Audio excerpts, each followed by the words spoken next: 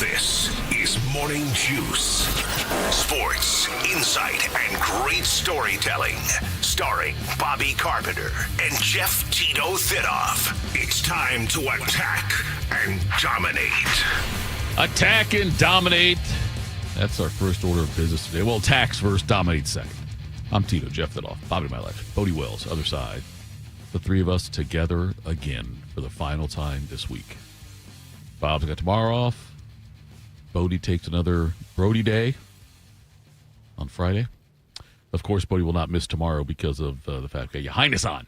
It's part of our star-studded lineup tomorrow. Albert Breer joining us as well tomorrow, NFL Picks. I want to tell you today, though, we got Maurice Hall coming on at 7 o'clock, to play the interview Bobby and I did with him earlier in the week about his new movie coming out, Worst Christmas Ever. Austin Ward joins us at around 7:23. Morning Juice sponsored by Riverside Bank and Dublin Event Risk Elite Protection. Bobby, how are you this morning, my friend? Oh, doing well. I'm going to be sad to miss Your Highness tomorrow, but I'm going to be up and be listening. You should be, yes. That is appointment listening every Thursday for us. 2 full hours here on YouTube, the Fan app, and HD3. Download the show anytime. Catch us from 10 a.m. to noon on 10 TV Plus. Hear a replay of this here show on the Fan 2, 1460 a.m. from 1 to 3 p.m. Where else, Bodie? That would be on Facebook and Twitter. Sorry, it's been a very busy morning. It has been. In a bad way? Issues. It's okay. I mean, it happens. Sometimes you just, that's life. Oh, we got a lot of technical issues technically fixed. Bob, sometimes we're working through it. Sometimes we fix something and it damages something else, unfortunately. And sometimes you get in here and you just, much like Forrest Gump said, life's like a box of chocolates. You never know what you're going to get. And some days I walk in and I'm so low on sound. I never really know. I just kind of find out when I get here. Sure. And so that's beautiful. That always backs me up a little bit as well. But that's all right. We got everything done. The most important thing is we got the sound sent out, the O&N updates done. And with about 3 minutes before the show started, we had all the streams ready to fire.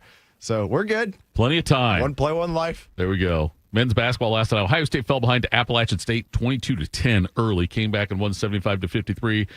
They host. Who do they host on Sunday, Bodie? That would be the Fighting Irish of Notre Dame. Tito. Will you go to that game? TBD. Yeah. I might go to the football game Saturday. And if I go to that, I don't know if I'll go to Sunday's men's game, but we'll see. Bobby, to be a single man with no kids, I might go to the game out in Pittsburgh, watch Notre Dame play. Maybe I'll get back in time to watch Ohio State basketball. I don't know.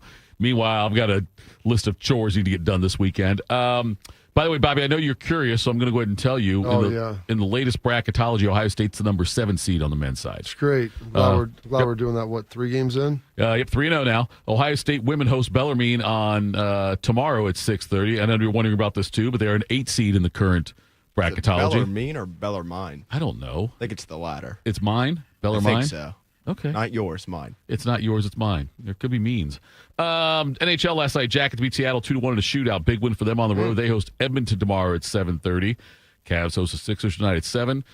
College football last night, the new CFP rankings were released. I know we'll talk about that with Austin Ward later on too, but Bob, no big surprises. Top 5 stayed the same. There was nothing really dramatic about it, I guess. Miami, the Hurricanes made a little bit of a jump there. Notre Dame moved up a little bit too, if I'm not mistaken on that one, Bodie. But did anything stand out to you, Bobby, about that about the rankings? Anything significant? People were curious where Texas Tech was going to be ranked, and them coming in 6th. I think that's probably the ceiling for them. Yeah. And unless something dramatic happens, I believe that the Big Ten and SEC will probably take the 4 top spots in both the buys. So I think that's probably notable there. And I always find it interesting looking at teams that aren't currently in and who has a way to play their way in. And so there are a handful of teams that have those opportunities potentially as well. BYU dropped 5 spots, number 12, after their loss to the aforementioned Texas Tech. But, and a lot of it figured out this weekend, too, because Oklahoma and Texas both have big games, right? Oklahoma's at Alabama. And is that right? Texas and Georgia's the other one? Correct. Yep. So those, you've got the 11 Oklahoma at 4 Alabama, and then you've got 10 Texas at 5 Georgia. So Texas and Oklahoma both could end up being, for the most part, eliminated with losses there. And if Alabama or Georgia would happen to lose, you could see Texas Tech then jump up there potentially into that number 4 spot. Oregon checked in at number 8 as the other Big Ten team. Beyond that, I believe the next Big Ten team was Michigan at 18, and they're going to have to win out to have a shot. I would think they got to get a win on that Saturday after Thanksgiving against Ohio State if they want any realistic chance of making the jump. In action last night, Ohio University fell at Western Michigan 17-13. Kent over Akron 42-35 in overtime. Yeah, watch none of it. Back. Kent State, yeah, you're right there. Is that 3 wins this year for them, or is that, do you know? I think that was a 4th, actually. That's a 4th win which for might them? be more than they had in the previous 3 to 4 years. I think you're probably right. Combined, yeah. Kenny Burns era did not go very well for the Golden Flashes there, but is it Mark Carney, I think it is? Apparently he was the interim head coach, and then he, at some point this season, got that tag removed. Now he's the permanent. Hey, look, 4 wins. You beat Bowling Green this year, Akron, UMass, Merrimack. UMass hasn't won yet. Yes. But you can fill the records out when those teams play. So, yeah, Kent State was winless last year. I had no idea we would do this today, but it makes sense now. 1 win in 2023 against Central Connecticut. Central Connecticut. That was their one. I had no idea. Yeah, neither did I. They had 5 wins back in 2022. Okay, so. Long Island, OU, Akron, Bowling Green, Buffalo. The OU and Buffalo games overtime. That year, they lost to Georgia 39-22 when Georgia was ranked number 1. So, yeah, I remember that. Yeah, I do remember that one as well. All right, Bob, are you prepared to make me smarter? Always do my best. All right, let's do it. Time to get smarter. Morning Juice presents Today in History. Here's your professor, Bobby Carpenter. All right, Carp, work your magic. It is Wednesday, November 12th, the 316th day of the year. 49 days remaining in this 2025. How's that sitting you, Bodie? I don't know, honestly. A little good, little bad with that. 1 day, 1 life. Yes, exactly. Realizing that tomorrow we will be 2 weeks out of Thanksgiving. Ooh, that's fun. Sounds pretty good. How about them Cowboys? How about them Cowboys? Christmas rapidly approaching. Getting that shopping done. Feeling good about life. No, probably not for you guys. I'm already done with mine. This year, 1892, Pudge Heffinger becomes the first professional football player to be, I guess, first official professional football player after being paid by the Allegheny Athletic Association. 1927, our guy Shark, one of his favorites, Leon Trotsky, was expelled by the Communist Party by Joseph Stalin, got ousted. Got assassinated in Mexico City. They went and got him. This day, 1936, the San Francisco-Oakland Bay Bridge, better known as just the Bay Bridge, opens to public traffic. 1954, Ellis Island ceases its operations. And in 1971, President Richard Nixon sets February 1st as a withdrawal of 45,000 troops from Vietnam as they begin the drawdown. And then in 1983, Lionel Richie takes it to number 1 with All Night Long.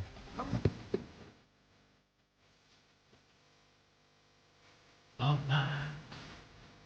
All night. All night. There we go. Lionel Richie now in his 80s, if I'm not mistaken. Is he really? Yeah, I think so. That would make sense. That would He's on American Idol still, isn't he? Is he? know. I don't even remember him being. I don't remember him either. He came on after I stopped watching. Yeah, I don't watch it. I just Check it's that. too late now. You got He'll be yourself. seven. Decide yourself. He'll be 77 in June. So Okay. not quite 80 yet. This day, 1984. Like a Virgin is released by Madonna and hits number 1.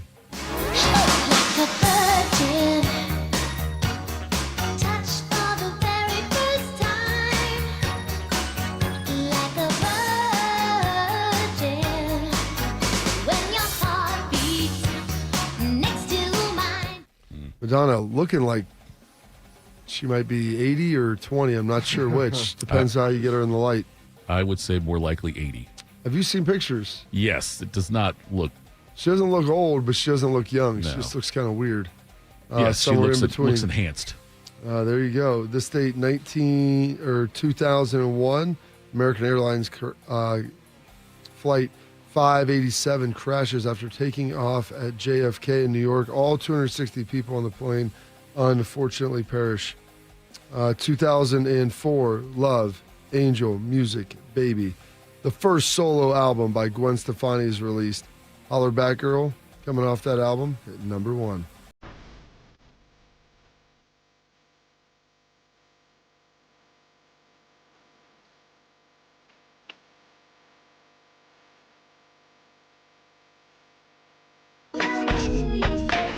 Oh, cut up there, buddy. Good job. Do you remember that song at all, buddy? Oh, yeah. I don't think I've ever spelled the word bananas in my life without singing that song in my head. That's good. Yeah, 21 years ago. Coming strong right there. Now hanging out with, oh gosh. Blake Shelton. right? Yeah, they've been married for a minute. This day, 2005, The Emancipation of Minnie is released. And on that, R&B Song of the Year, We Belong Together by Mariah Carey.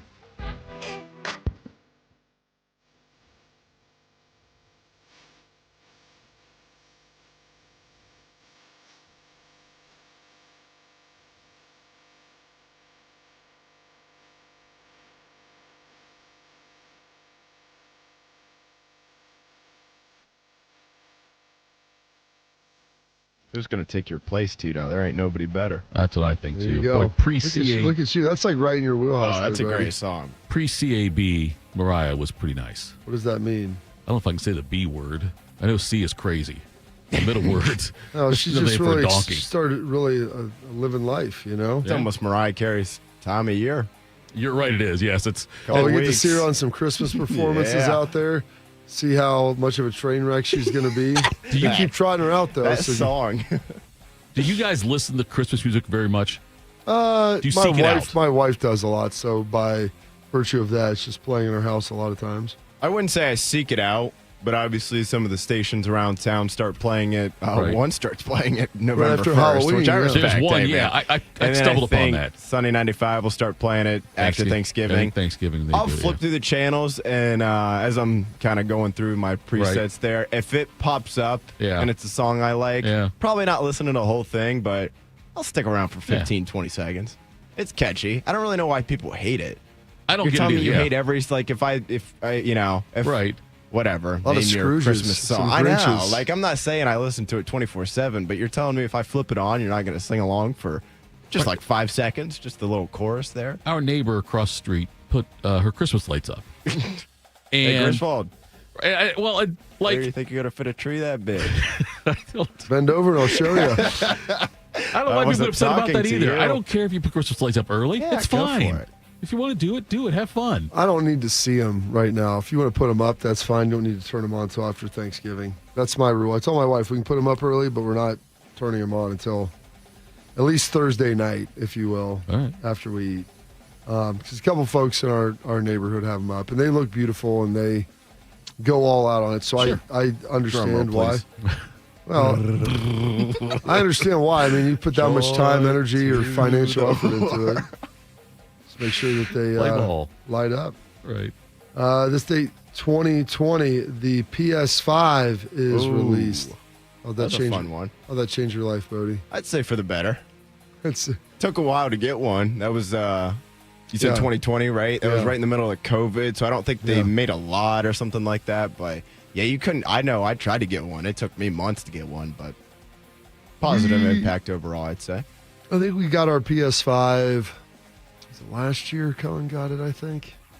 Took a little bit of time. He had bought his neighbor's old PS4, and so he was rolling with that. And my kids had never really asked for video games, so I'd never gotten them for them. And then they got that, and now they retreat to the basement. And What are we playing on the PS5? No, it's gonna be- a lot of Fortnite action. Yes, I love Yeah, I Fortnite. play a lot of Fortnite's Fortnite great. and The some other Spider-Man things. games are great. If they What's haven't crazy done is those. when I was growing up, girls never played video games, and now like my daughter and her friends get on there and play, which is Nice. I don't know if that's good or bad. I always thought that was a positive thing Don't about put the young headset ladies. on, maybe. Oh, they put it on. They Ah. play together, and Chat with people like Tito on the other end of I the think they're mic. just chatting with friends. But that's what That my happens on my Twitter. my oldest son got my youngest. So they're 7 years difference. So one's a sophomore, one's a third grader. And my oldest son has started to groom my youngest son into playing his video games on his computer with him. And I'm like, Well, it's like, it's one thing for my 16-year-old. He'll be 16 in about a month, not even. To talk to, like, who knows who, where. But, like, my 9-year-old, that's a little different. Yeah. I don't know if you need to be talking to some 40-year-old dude living in his mom's basement, cursing into this thing, But, yeah, so it's a little bit of a wild situation right now. Some birthdays today. Tito's guy, Charles Manson, born in the state, 1934. This is what Charles Manson said during an interview while serving life in prison for the brutal murder of Sharon Tate. I wouldn't do anything that I felt guilty about. There's no need to feel guilty. I haven't done anything I'm ashamed of. Maybe I should have killed 400 or 500 people, then I would have felt better. Then when I felt like I really offered society something. If I wanted to kill somebody, I'd take this book and beat you to death with it, and I wouldn't feel a thing. Do you feel blame? Are you mad? Do you feel like you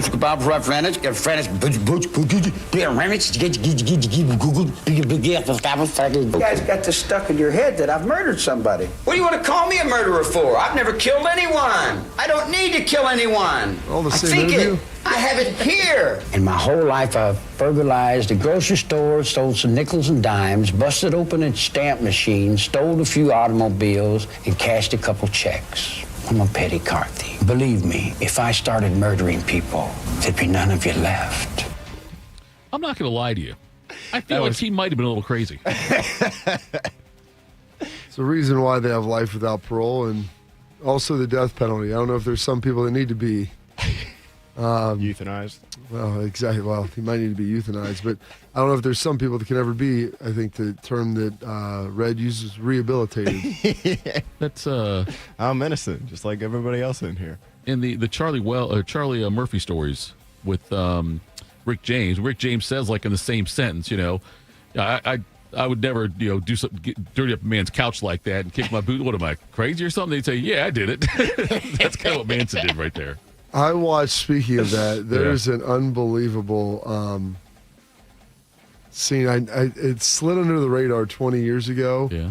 But now that his nephew is playing in the NFL, the guy that Jack Tatum paralyzed. Stingley. Darryl Stingley, yeah. Derek is his nephew. Yeah. And it was Charlie Murphy telling a story about how they were out, and Derek Stingley had, like, how Charlie Murphy basically threatened to flip him out of his wheelchair. And he's like, I don't really remember seen that. oh, it's remarkable. I watched it. I was like, oh, my gosh. I don't know. First of all, Charlie Murphy's dead, R.I.P. Yes. So Right. I believe Darryl Stingley's passed. Daryl now, too. Stingley's passed as well. But he was talking about how, like, Rick and him were taking all the girls, and then how he was, or his brother was. Right. And Yeah, then, Derek was getting mad about it, or Darryl was getting mad about Right. it. And he went over there. He's like, if you want to keep talking, he's doing an impersonation of just him talking in the wheelchair. It was amazing. He's like, because I'm not afraid to hit you. Like, it was unreal. I don't discriminate. We'll have to watch it in the break. We got your highness coming up in the break. We got to watch No, him this first. is Okay. significantly better. I promise okay. you that. Wow. Turning 81 today, former tennis partner of Orenthal James Simpson, Mr. Al Michaels. Shooting it into the American end again. Morrow is back there. Now Johnson, 19 seconds. Johnson over to Ramsey. Leonov gets checked by Ramsey. McClanahan is there. The puck is still loose. 11 seconds. You've got 10 seconds. The countdown going on right now. Morrow up to Schultz. 5 seconds left in the game. Do you believe in miracles? Yes! Unbelievable. Should make a movie about that. Seems like it's almost made for TV. No one was watching that live at the time, though. It was on tape delay. Tape delay. 8 o'clock that night it came on, I think. Oh, that's good. Hey, you can hold it back. That way everybody can sit down, get their popcorn ready, and watch Prime it time. together without knowing the outcome, which was what's amazing. Singer Neil Young. I heard he loved the governor, turning 80. And I'm getting old. Keep me searching for a heart of gold. And I'm getting old. Other birthdays today: Megan Mullally turning 67. She was Karen out of Will and Grace. Maybe you could even say, some would say it. I'm not going to say it. The original Karen, if you will. Sammy Sosa turning 57 today. White. Here comes the 3-0. Semi hits a high fly ball. Deep right center. Back goes Merced to the wall and right, looking up, leaping. That ball is gone for a home run. Sammy Sosa has hit one into the basket just to the right of the 368 sign.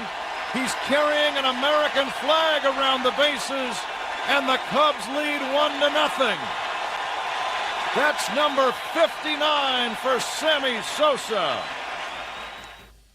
There we go. I think he's the only guy to hit 60 home runs 3 consecutive seasons.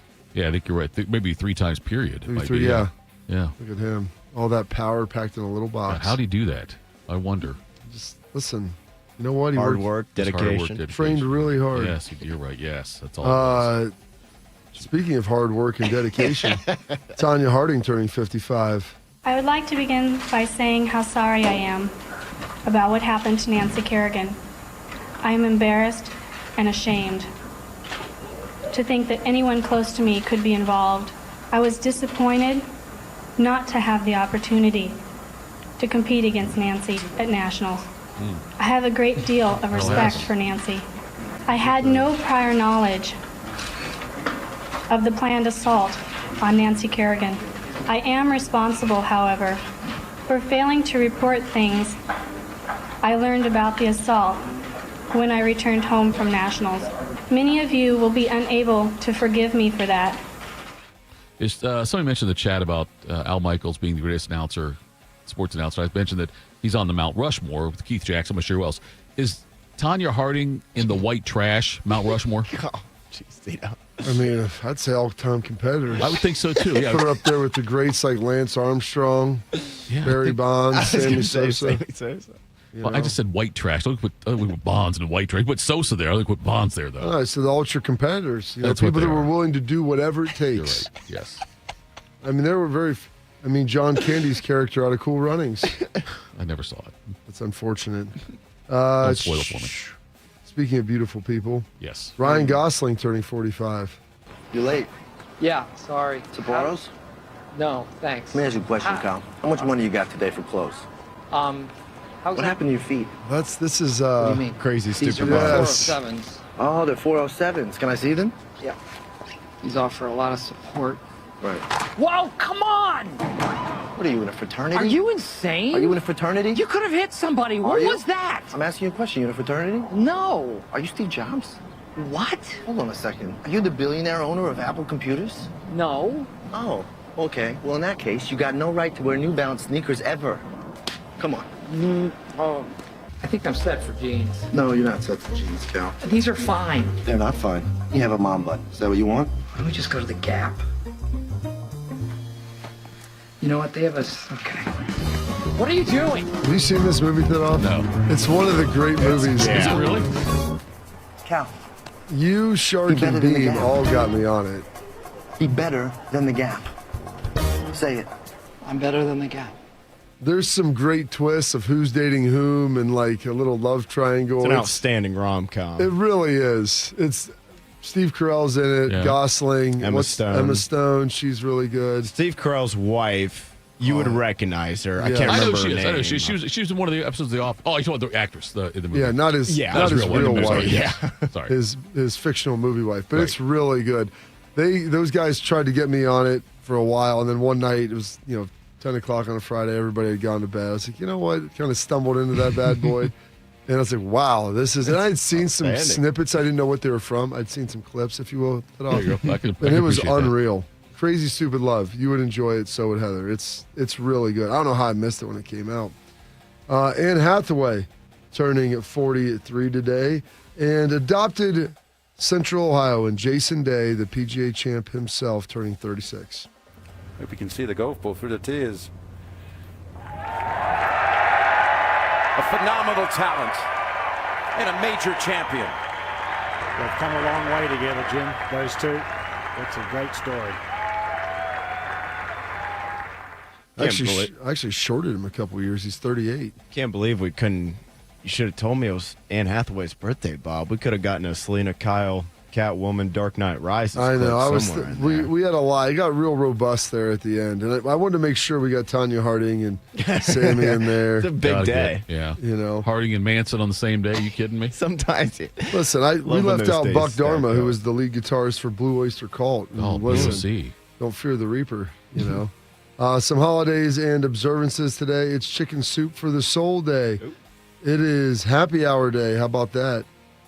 As well, National Pizza with Everything Except Anchovies Day and National French Dip Day and Pneumonia Day, which after yesterday, which wasn't cold, but it felt really cold given the fact that we hadn't been cold all year long. And it's warming up, by the way, as well. And those are your historical events, your birthdays, your passings, your holidays, observances for this date, Wednesday, November 12th, the 316th day of the year, and 49 days remaining in this 2025. Well done, as always, General. The CFP rankings came out last night after Ryan Day spoke to the media, but we'll hear Ryan Day, what he said yesterday, and also talk a little more about the CFP rankings. We'll do that next. Morning Juice.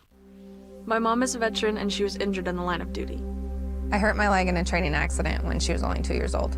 She had 7 different surgeries over the span of 9 years, and there were tons of complications.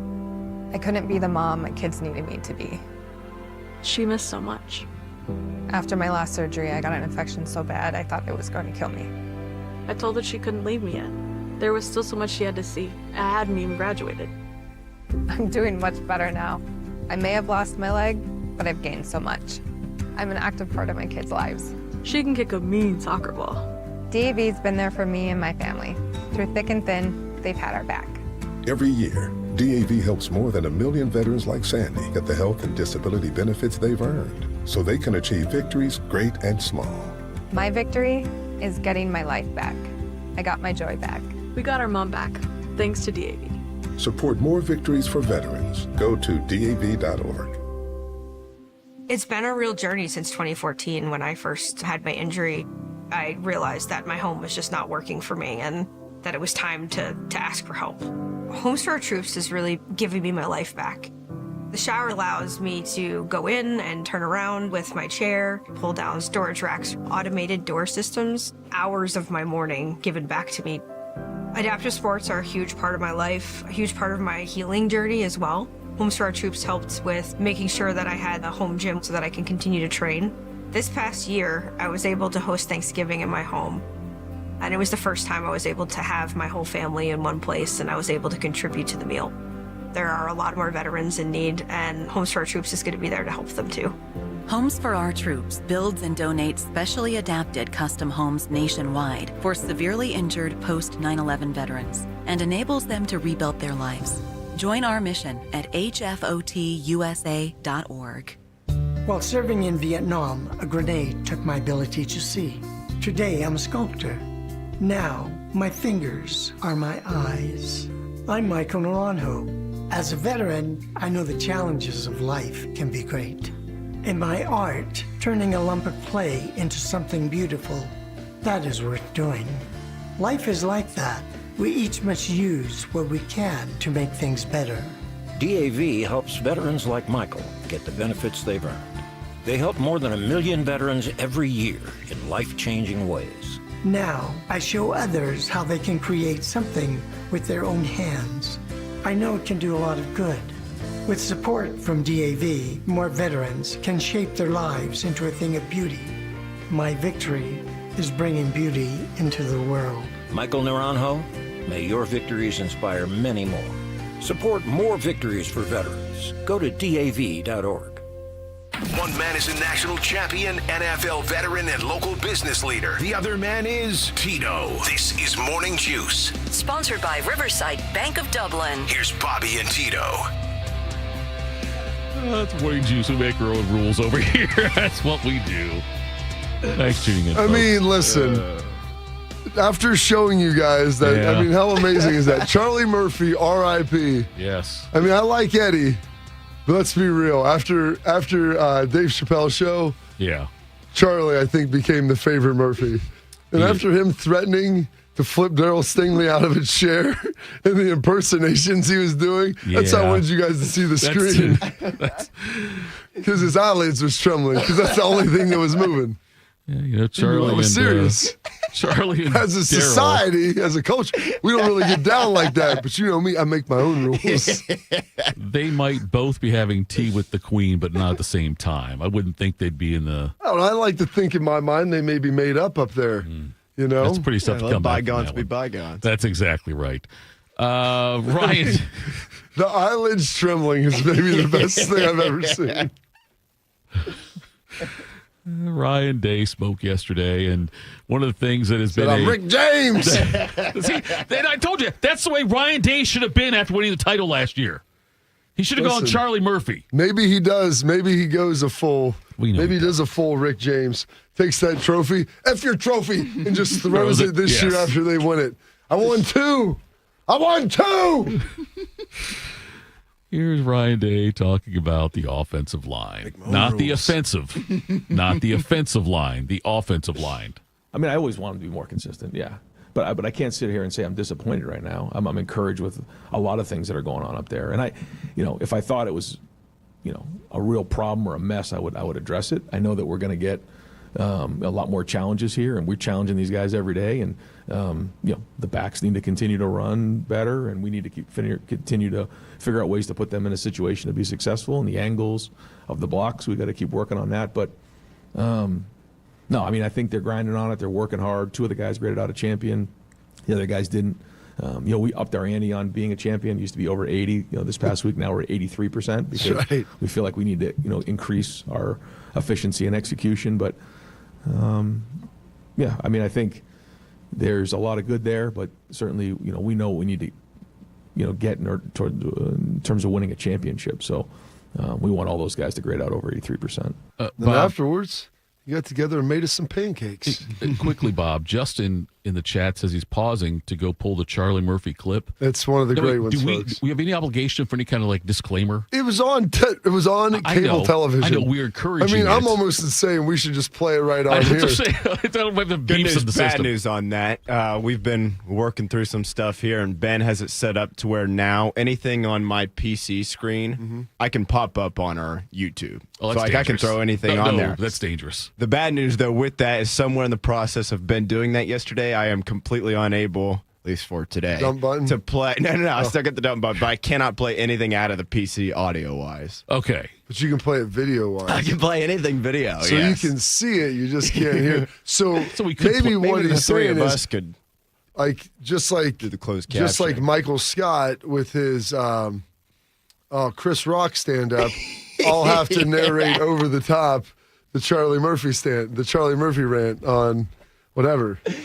By the way, Ryan talked about increasing in excellence. When we were at Ohio State, Jim Trust, we had a big sign. It said Macte Virtute, which meant increase in excellence in Latin. What was it, Macte Virtute.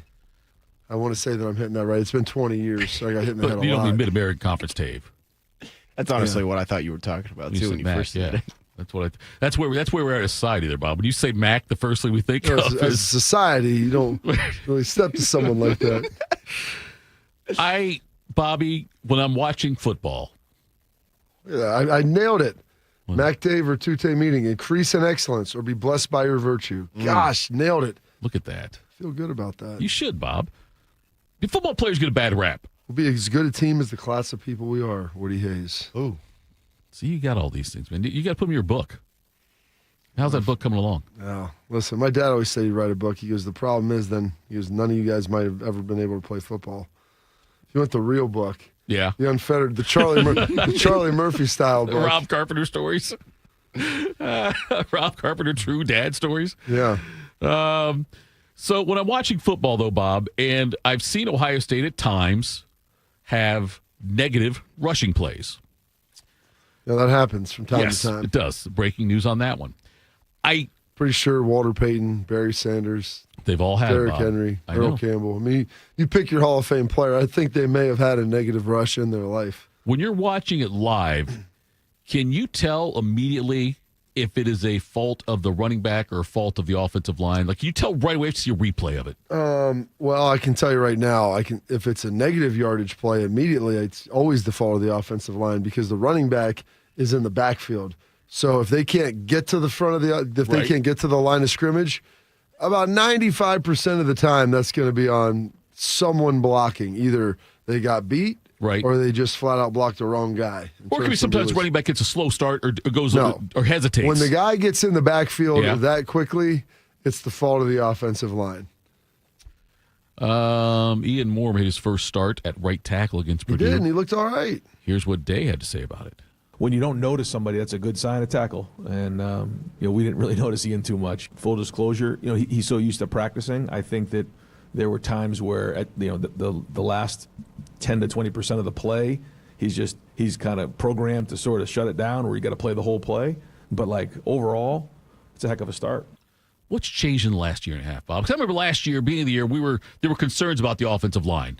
Going back to the Missouri game, actually, when it first really started, when they had Kingles in there. That was a rough situation. But how has it changed so much to where now, like, I feel like it's a strength? So recruiting, culture. I think bringing in Seth McLaughlin helped a lot, and Carson Hinsman really leaned on that. Donovan Jackson, what those guys were able to do, kind of turn it culturally. Mm-hmm. And then I also think they had a little gap in recruiting, and they had some guys that were good young players that you're watching play now. Right. The Carson Hinsmans, Padilla's been in there. Who else they have? Austin Sareveld. Who else plays on the? I'm losing. You watch Tegra. Yep. He's been a little up and down, but he's also done some really good things. Who's the left guard? Oh, Luke Montgomery. Yeah, Luke. But like some of those guys, when they got here, they were expecting them to play a little too early. The offensive line, I think Earl Bruce used to say this: you have to recruit 2 to get, maybe 3 to get 1. Okay. And that's why seriously, it is a hard position to project, because you're very rarely, even if you get a guy that looks like they're ready to play, like they're physically strong, just like their footwork, their development, technique, all of that, it just takes time. That's why there have been so few true freshmen that have started offensive line at Ohio State. Right. Very minimal. Guys that have, like you're talking like Orlando Pace, like Nick Mangold started, in the national championship game. Like he's probably going to be a Hall of Famer. You're talking like Alex Boone played a lot as a freshman, and despite some of his ups and downs, the guy was an All-Pro, played 10 years in the NFL. It's really hard. There's got to be a lot of innate ability, and you have to be really developed, and you have to have great technique early on. And some of it, even with that, like Nick, because of Alex Stepanovich getting hurt, like it just becomes out of necessity too. Right. So it's really difficult. And so there was that donut hole where I think that Missouri game kind of exposed some of it, where those guys kind of missed some recruits. So then you had to play those guys a little early. They obviously weren't ready to go. Right. And then, you went to the portal and you brought in Seth McLaughlin. You brought in left tackle Simmons. Josh Yeah. Simmons. And so those guys started to play.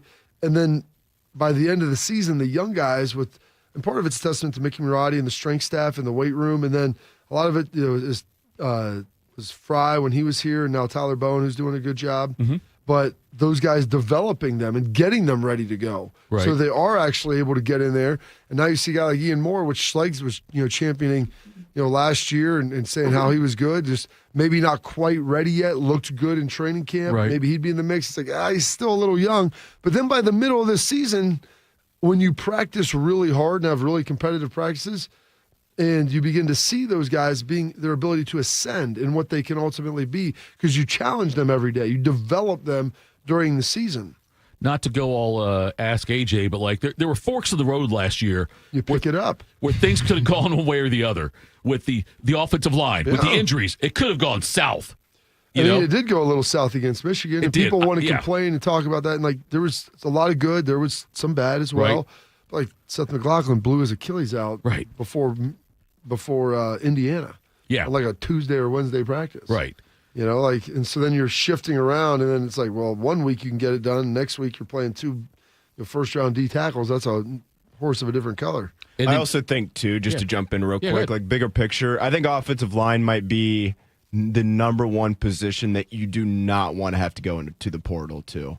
Not it's saying okay it's to go over, in for like one guy. But more often than not, it's a really expensive position. Sure. And you can always say, well, there's always money, but like you gotta You're usually overpaying. Yes, exactly. And I think it's probably the number one position maybe amongst all of them. And not that the other ones don't matter, but chemistry matters. You want to be old.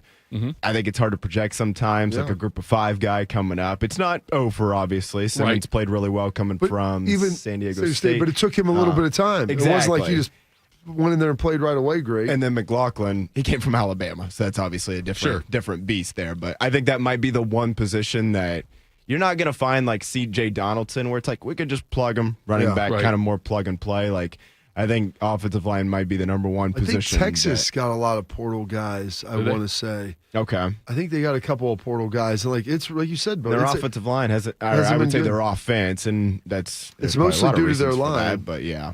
But they haven't been great. And so you're right. You can get good players, but do they run the same system as you, like schematically? Like, are you being asked to do the same thing? Like, yeah, this guy has good film, but working with our guys and how we do it, because that's the one group where, I mean, literally all 5 guys have to be locked in, lock your shields, play as one. And that's the reality. And one guy up front getting beat ruins a whole play.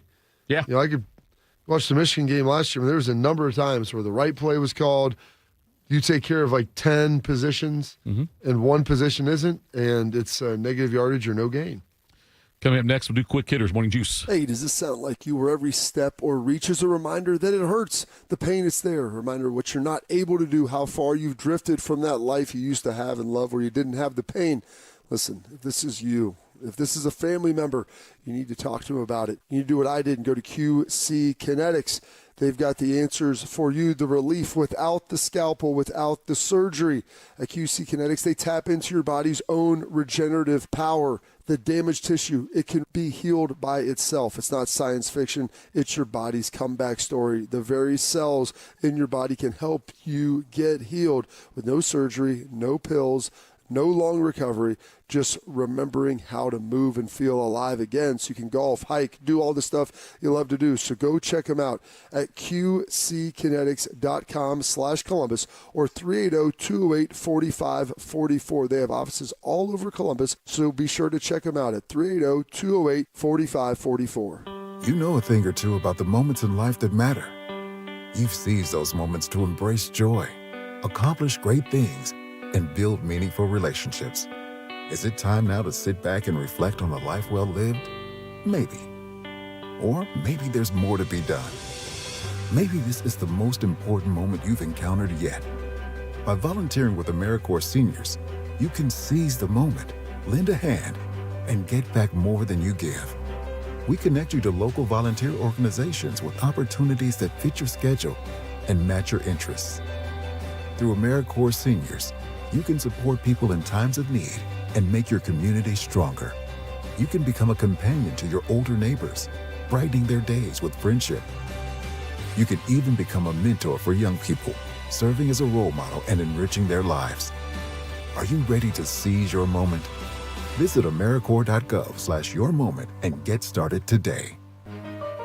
Some journeys start small, with small pause and big purpose.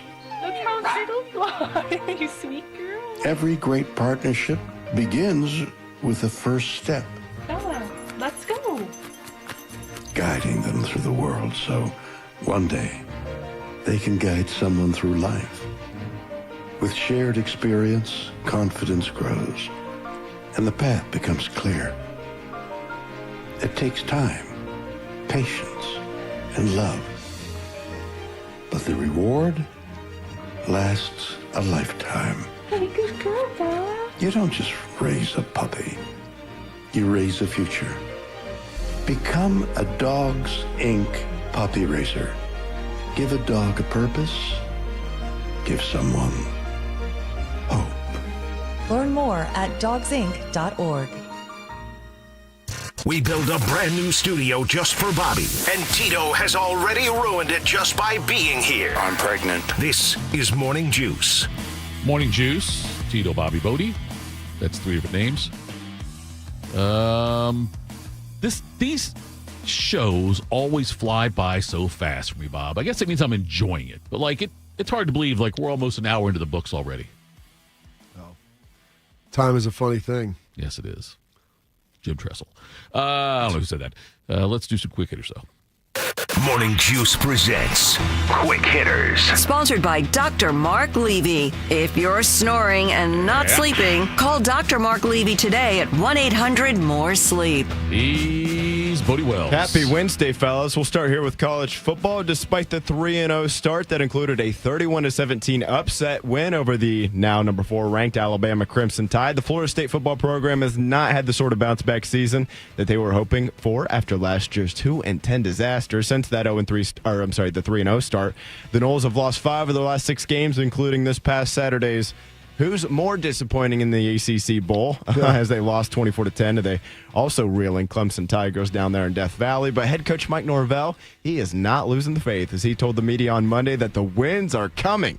Norvell said, quote, "I'm fully aware of the outside narrative around our team, and it's not good. Around me, it's probably not good. That's fine.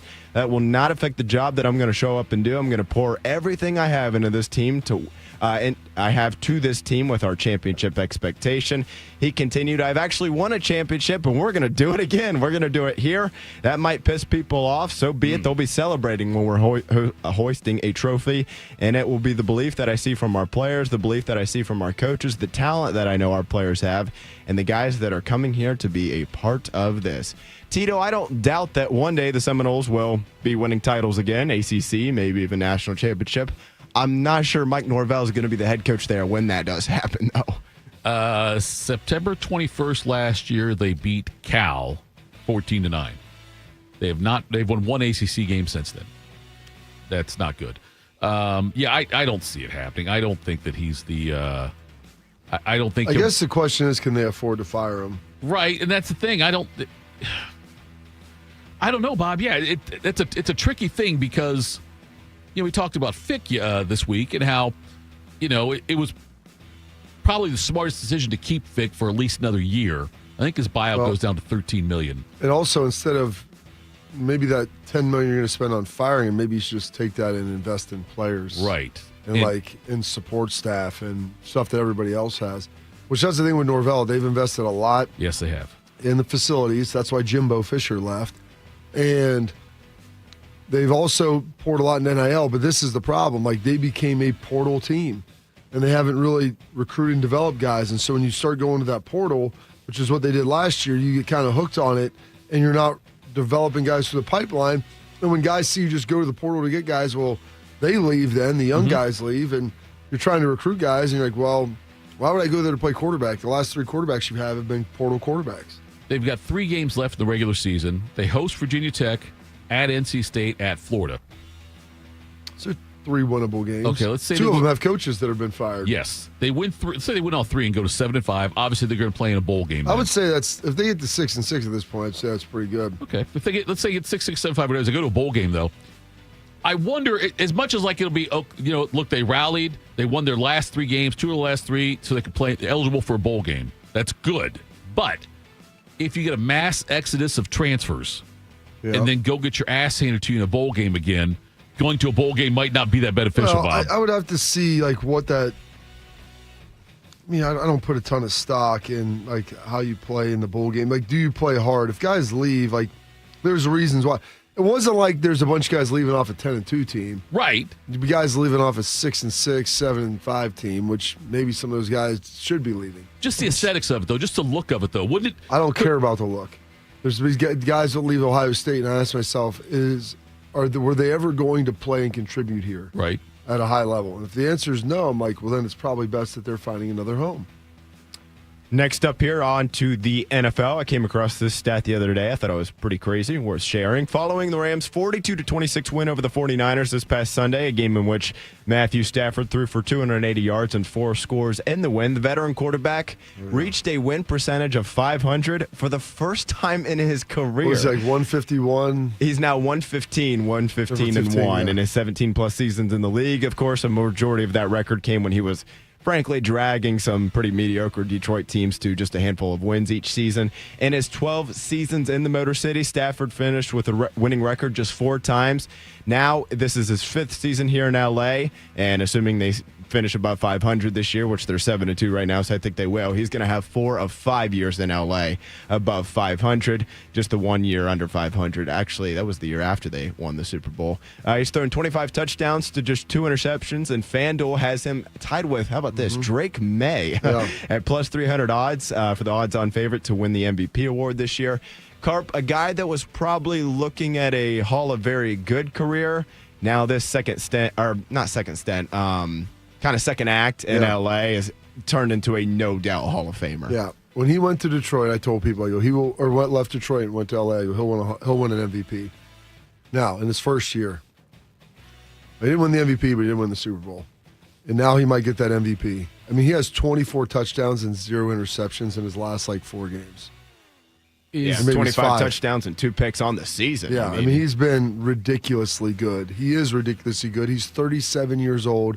He is a Hall of Famer. Okay, he's a no doubt first entry, first ballot Hall of Famer, you think? I don't know about first ballot. Yeah. I mean, but he is a Hall of Famer. I always ask because somebody else who's famously had a 500 record as a starter in the regular season that did not get in the Hall of Fame that has 2 Super Bowl wins. Yeah, but he wasn't as good as Matt Stafford.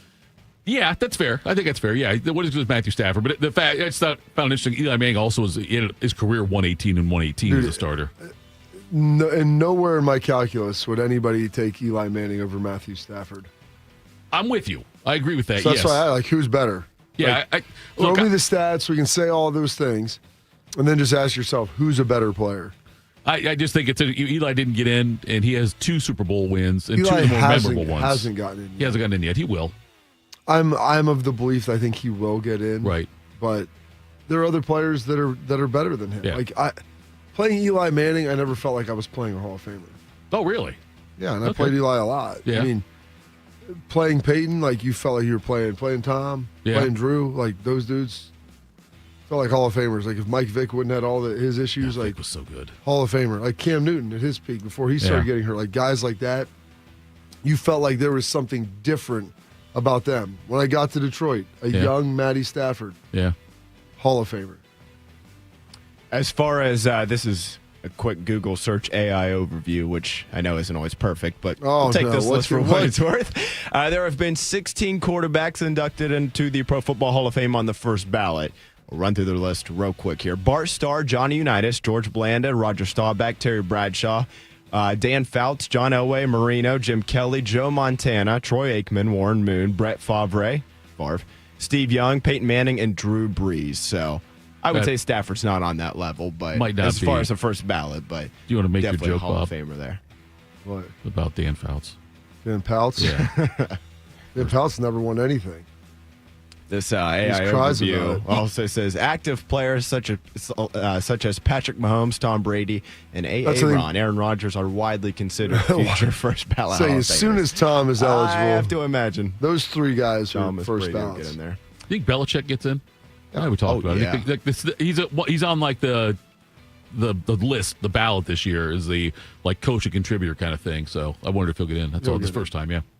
Maybe not the College Football Hall of Fame. Not that one. Hey, they're on fire lately. You never know. Speaking of bowl eligible. Yeah, they're fighting for it. Honestly, with how bad they were last year, we all made so much fun of it, and they almost beat Virginia. But if they finish at 500, that ain't bad. No. What are they sitting on right now? Are they 5-4? I'm pretty sure they're 4 and 5. 4 and 5 they are.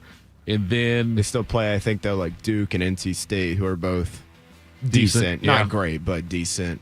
And you pulling up the schedule there? I'm pulling up right now because I'll see how they finish up here because, by the way, that I think would be depending who they play, I guess, but it could be really bowl game. It gets a lot of eyeballs on it. They've got at Wake Forest on the C-Dub, host Duke at NC State. Yeah, I mean, that could be 3 losses if we're just being honest. Wake's a weird team. They're up and down kind of each week. They might beat the best team in the ACC and then lose to the worst. They got killed by Florida State 2 weeks ago and then just turned around and beat Virginia last week. Right, yeah. So they're 4 and 5. They'd have to win 2 of those 3. Get to 6 and 6. That might be tough. I'd take the under. Yeah, I'd probably take the under as well. Last one here, guys. One day after he sent Luka Doncic to the LA Lakers for Anthony Davis and a bag of balls, Mavericks general manager Nico Harrison told the media in a press conference, "Time will tell if I'm right." Well, time has ran out on Nico, at least in Dallas. As the architect of one of the worst trades, frankly, in sports history, Harrison was fired by the Mavericks on Tuesday morning amid the team's 3-8 start to this season. Although Dallas got quite the stroke of luck when they landed the number 1 pick in this past summer's NBA draft, and they earned the rights to select Cooper Flagg, the Mavericks have still struggled this season, and to the just shockingly surprise of everybody, Anthony Davis, he's also missed the last handful of games as he's nursing a calf strain.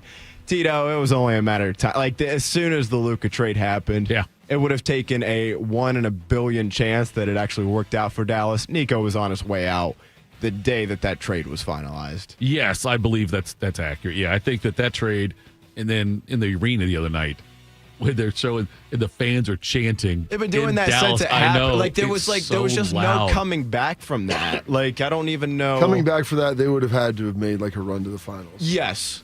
And I would almost even argue that not only that, but I think LA Luka would have to struggle. And basically the opposite has happened. Luka, he's in shape now there. It's LeBron and him are training together. Yeah, LeBron with the sciatica even. And the Lakers have been good this year. Yeah. Luka's, like, there was just no chance that trade was ever going to work out. Andrew in the chat has an interesting comment, Bob. I'd like to see. Is that Ridgely? Andrew Savage, actually. I want to get your take on it because I'm not sure really how to respond to it. He said the way T-Bone pronounced urine is weird. Any comment on that? I don't know how he pronounces it out. I don't. That's what I'm saying. It's a different show. And then he asked, "Why is y'all's live feed off?" Well, that's not. I'm looking right at it. We're good. Yeah, we're good. Urine. There we go. I don't think we ever used that, but T-Bone apparently did across the hall there. Coming up next, folks, Maurice Hall's a new movie coming out, and hopefully. Yes, the movie's coming out. Yes, hopefully we play the interview from Maurice Hall earlier this week out in L.A. And if that doesn't work, we can always backfill with some Charlie Murphy. We can do that. That's a good call, Mike. I would actually be called Daryl Stingley, worst dinner ever. Yeah. So as far as we know, I don't know, but it certainly is up there. I got to believe. That's next. Morning Juice. Hey, you know that chronic pain in your knees, hip, back, shoulders, whatever joint it might be, it can make life feel impossible. But at QC Kinetics, there's a breakthrough treatment that's giving patients relief, some cases even within 1 day. It's called stem wave therapy. This device has been used for over 20 years in Europe, and it's made its way to the United States. And there's a groundswell of demand for the treatments because the patients are getting real relief from acute pain, and they're spreading the word. Here is the most interesting detail. The device is both a diagnostic and therapeutic, helping Dr. Ray Tesner and the medical team at QC Kinetics find the problem and then trigger your body's own natural healing response. StemWave uses the same technology as lithotripsy, the sound waves that penetrate, spark blood flow, and more cellular activity. That's exactly what you need to promote healing and relief. Wondering if this is a good solution for you or your pain? QC Kinetics is making it easy. Your first treatment is only $49. So call for a consultation and ask about the $49 treatment right here at 380-208-4544. Bobby Carpenter here with the Riverside Bank of Dublin Sports Money Report. Every great team starts with a playbook, a plan to move the ball down the field and score. Your business, it's no different. Whether you're expanding, hiring, or upgrading equipment, you need a game plan to make every dollar count. And that's why it's important to have an experienced banking team on your side. Here's Chuck Moore, CEO, and Travis Sanders, President of Riverside Bank of Dublin, on how they help local businesses design their winning playbook. Thanks, Bobby. That's where Riverside Bank excels in our relationships with our clients. Our commercial banking team helps local businesses design winning strategies, from cash flow management to growth financing, so you're ready for every fourth quarter decision. It's important to always have a plan and to never leave your business to chance. If you need help, call an audible with the team that knows your success and our success are closely aligned. Look for our new branch location at Bridge Park in 2026. Tune in every day for the Riverside Bank of Dublin Sports Money Report. Visit their office at 6300 France Road in Dublin or online at riverside.bank. James Laurinaitis here for my guys at Green & Sons, the premier Kubota dealership in Central Ohio. Green & Sons has all the Kubotas you need to tackle your land and come out a winner. They have zero-turn skid steers, tractors from 18 to 171 horsepower, and also utility vehicles. My favorite is my RTV Sidekick. The best thing about Green & Sons is they've been family-owned and operated since 1970, and you will love dealing with the Green family and their winning team. Do what I did and check out Green & Sons located located in Mount Sterling and Marysville, or online at greenandsons.com for all your Kubota needs. Hi, this is Martina McBride. With online news, social media, and texting available 24/7, the world seems to be spinning faster and faster every day. And it can be overwhelming. Sometimes we just need to unplug and take a break from our electronic devices. It can help reduce stress and allow us to reflect on the things that are really important in our lives. This message brought to you courtesy of the United States Air Force. Proud to be your go-to sports addiction. WBNS, WBNS FM, HD3 Columbus. The Fan 3, Ohio's sports destination. Attack and dominate. You're locked into Morning Juice. Sponsored by Riverside Bank of Dublin. Here's Bobby and Tito. And now we're joined on Morning Juice. Maurice Hall is joining us here. And on Thursday, we have the red carpet premiere here in Columbus, Ohio at Studio 35. Go to studio35.com, click on events. You can find out how you can get to the red carpet event for his new movie, Worst Christmas Ever. It's the 13th. We'll have the red carpet here in Columbus. The 14th, it goes out to other theaters. And then the 18th, Tubi will have it on streaming. Maurice Hall joins us now, co-writer, co-producer, co-director, and also a star. He is Maurice Hall, former Buckeye great, played on the national championship team back in 2002 with Bobby. Maurice, how excited are you about coming back to Columbus after you show us you're in L.A. and it's warm? We have snow here. That's fine. But how excited are you to come back to Columbus? Well, I'm excited. First of all, I'm almost excited as I was playing with Bobby. I'll tell you that. Because that was the life. He's the pride of Lancaster, if you didn't know. So being able to play with him almost, equals up. This almost equals up to that. But besides that, yeah, we're excited. It's my first time back in a while as well. So it's good to come back. And obviously this is a fun-filled holiday film that I think a lot of people will enjoy. So it's something you can bring your family to that, it's going to be a fun time. So super excited. So, Maurice, you've been working on this now, out there in your acting career for almost a couple of decades since you really got done playing and got out there. I mean, how do we feel this is going? And to this point, it seems like I've seen you in some different things, but it ultimately, like, not just the acting, but the directing and the producing and all of that being kind of all encompassing in a film. I mean, how difficult is that? Yeah, no, I mean, it definitely is.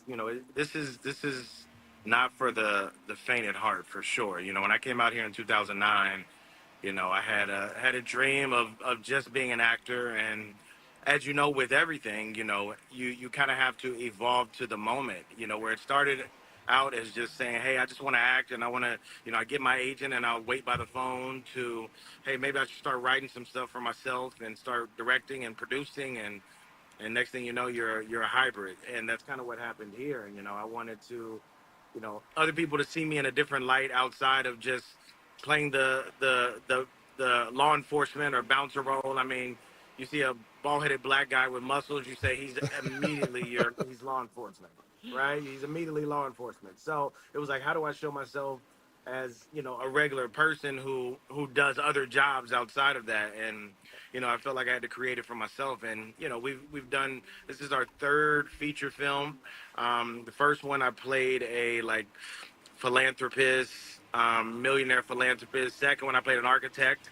And this one, I play essentially a telemarketer that works from home selling trash cans. So it's totally different, it's I'm that guy, so, but it gives you an opportunity to really showcase your skills in various different ways, allow people to see you in different lights. Because once they do, then they say, oh, okay, he can play this, and that equates to more opportunities. So that's kind of how we got here, man. Bobby, a lot of stars in the movie. By the way, Bill Bellamy will not be here because it'll be colder than 50 degrees probably when we do the premiere. He won't do that. Maurice will be here. I'm not going to rip. Look, I love the fact. Look, it's great that Bill's in it. But Maurice, you coming back here now to Columbus, and you certainly, from the fact that your high school career, and Bobby and I could argue about this because Bobby's friends with Jeff Backus. You were Mr. Football. Bobby, He was okay. It was Maurice. Nonetheless, Backus won it. That's fine. But the fact you're coming back here, you made the obviously the touchdown that won the game against Michigan. It's a big deal. Have you had a lot of contact with your former teammates about this coming up? I have reached out to some of them. So I have reached out to, a lot of people that, I have in my phone or through Instagram, social media. So so I have reached out to some, and I know some people are coming and trying to get as many people to come as possible, because it's going to be a good time. It's fun. And then at the end of the day, it's still support. So, that's something I'm looking forward to. Maurice, just looking at this, your wife's into acting as well. And what is it like having a relationship, having that dynamic living out there in Los Angeles, both people being in the film roles? Yeah, so my wife's not an actor. So I'm my sorry. wife is I apologize with that. No, but she did act in my last movie. But that was only because that's all right. That's what it was, yeah. She acted in my last movie because she was playing a doctor, which is what she actually does in real life. So well done, Maurice. Well done, up. Maurice. Well done. Marry a doctor, a smart dude. That's Haven. That right there is Haven smart. And Brian, she said, I'm not going to let you mess this scene up, so I'm just going to have to be in it. And I said, fair. Okay, so that's how she definitely does not want any parts of the camera. She's like, sign me up for behind the scenes and whatever you need that point, but in front, I'll pass. So, but, it is an interesting dynamic with us because she is from the all the way other side, right? There's no creativity in medicine, right? You have to kind of, it is what it is. This is what it is. This is the cure, and we're going to get you fixed. Where me, I'm like, oh, let's explore this thing. And so that has been, initially it was actually a really hard part of our relationship because, it wasn't like I went to Ohio State, graduated, and I got a TV show, where for her, it was very structured. So, the idea of like, hey, we're just going to try to see where this thing goes didn't work so well initially. Now, prayerfully, God came through for your boy and allowed me to make a little bit of money, you know what I mean? So I could get her off my back, but it's all love. She's super supportive and, we've had a good time, for sure, since it's been going. Maurice Hall joining us right now here on Morning Juice. And Maurice, Brookhaven High School graduate, same as me, walked the same halls as I did, different paths, same halls, though. But so Bobby, he went out there when he worked for Target. He went to Cali working for Target, knowing he had an eye on like an acting or some kind of directing, maybe some kind of a career in the performing arts. And so he goes out there and does this. And now he's got this situation coming out where the new movie, Worst Christmas Ever, comes out. And it'll be out again on the 13th. We will be at Studio 35. Go to studio35.com, check out events, and you can go to the red carpet event. Then it's out in theaters after that. Both of you, I'm going to ask this question for both of you, because you were teammates on the 02 championship team. Did either of you think you would be where you are at right now? We'll start with you, Maurice, and we'll go to Bobby. Oh, absolutely not. No, I thought I would definitely, let's see, by this time I would have been retired from the league, and I would have hopefully had a show in Columbus, radio and TV, and I would have been doing my thing as a sports analyst. That was my thought. So definitely never had any plans on being in entertainment from this standpoint. So it's funny how things change. Bob, he works with Bellamy in this movie, and you watched Bill Bellamy when you were a Lancaster, original gangster in Lancaster. I never would have thought that I would have been here. Looking at Maurice and what he's done, going out to California, like seems so aspirational and the leap of faith to take that. And God bless your wife for being involved in that, Maurice. I just saw that she was in the last movie. I'm like, I assume she's in it with you. I didn't realize that she was the brains behind everything and the stabilizing force in the creative. But I mean, I think that's the beauty. And so, getting a chance, to do this and be working in sports media, heck, I didn't think any of this was possible. I didn't think I'd ever play at Ohio State, to tell you the truth. So I'm just happy to be a part of it. Bobby, what are we talking about? Yeah, right. Wait, let's go back to that. Okay, let's go back to that with you guys. All right, so you both are Central Ohio guys who are playing at the highest level, Ohio State. Did you we'll do this again. It's fine. Maurice, when you started your high school career, was Ohio State your goal, or did you think it'd be something else? Well, I was born in Miami, Florida. So when I grew up, I was a big Hurricane and Florida State fan. And as I started to get recruited, I didn't pay too much attention to Ohio State, because I was always like, I'm going to Florida State. It was Warwick Dunn at the time, and Peter Warwick, and obviously knowing Dion went there, I was like, that's where I'm going. And I really didn't play too much to Ohio State until I started getting recruited. They were like 12 minutes away from the house, so I would be up there a lot. And then it turned into, Terry Glenn went to our high school. So I talked to Terry, talked to Marlon Kerner, talked to, Anthony Gwynn, and it's like, Ohio State are putting out some players, so that's how, I kind of got into Ohio State. And for me, it was still a really hard decision going to Ohio State, because I had in my head always going, Bobby Bowden came to my house and was like, I don't even come to Ohio. He was like, the last time I came to Ohio was to recruit Robert Smith, and he turned me down for Ohio State. You're not going to be that guy, are you? And I was end up being that guy. So, but it was definitely a great experience. I mean, you can't replace winning a national championship for anything. But I remember Bobby in high school. And quick story, I remember when Bobby got to Ohio State, and first of all, I was a fast guy, right? I'm out here running 4.2s. So I remember in practice, Bobby was a freshman. I believe I was a sophomore, right, Bobby? And we ran a play, and for me, typically, if I break outside, it's a wrap. Okay, like, you're not gonna catch me. This guy Bobby Carpenter, man. This guy Bobby Carpenter took this angle. I was like, there's no way he's coming. This guy got me. And after that day, I was like, okay, this guy Bobby Carpenter is legit. Like, he's not just, a kid from Central Ohio that's been overhyped. I was like, no, he's for sure. And that's when I knew, man. I was like, Bobby's going to do some great things. Okay, Bob, we can't. First of all, I have no idea how much inflated Bobby's ego is after you said that. That's fine.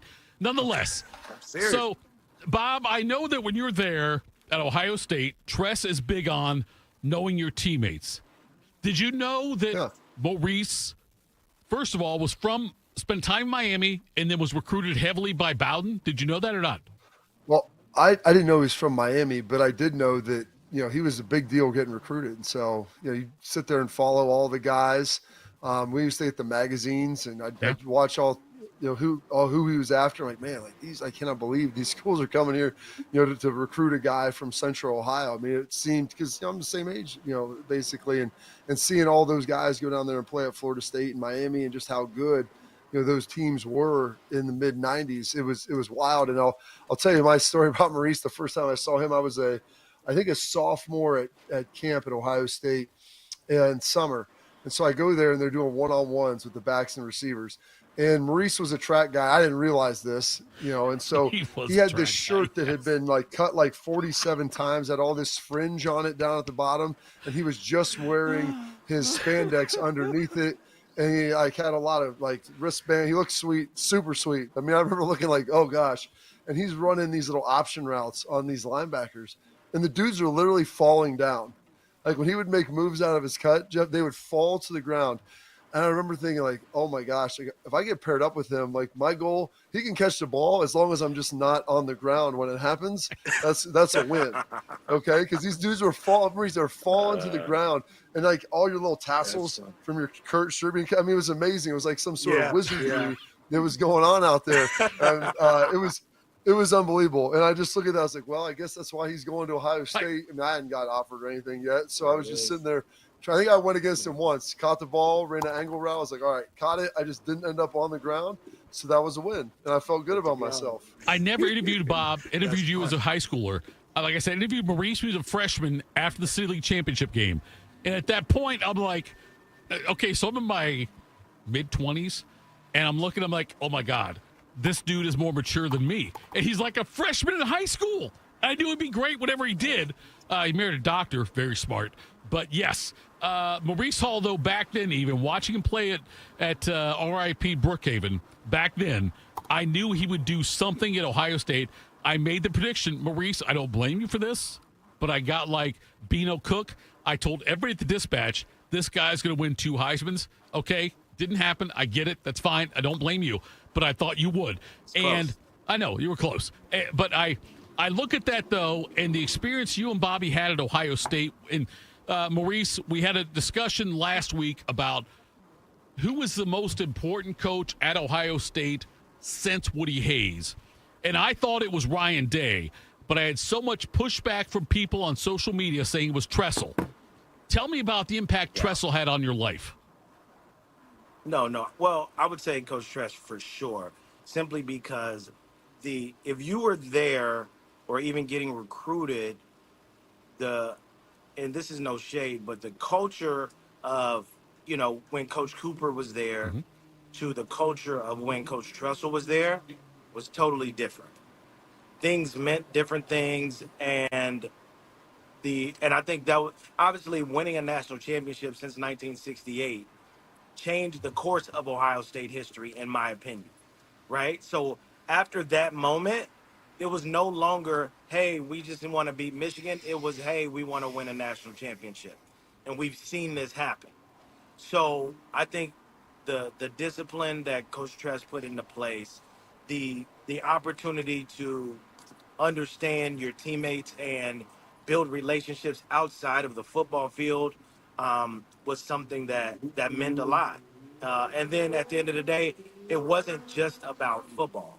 It was about character. Coach Tressel, the one thing I always remember him saying is remember who you are, right? Go out, worship somewhere, and remember who you are, right? That was something that was very important, that we understood that we weren't just football players. We were representatives of our families and friends and all those different things. And I think that's why he is the most important, because I think if there's no Coach Tressel, there's no Urban coming there, there's no Ryan coming there. I think it's a different program, and I credit that to Coach Tress for sure.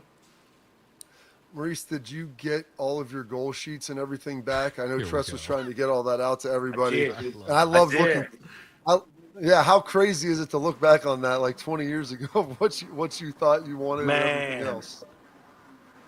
Yeah, that was so interesting, man, because you think back and you're like, man, I was 18, 19 years old at this time, and seeing all the stuff and wishing that you could correct it now.